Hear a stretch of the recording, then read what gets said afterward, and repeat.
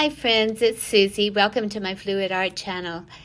So what we have today is our two canvases. I have a round one. It's a 16 by 20 inch canvas, and then my daughter has a 14 by 14 inch canvas, I believe.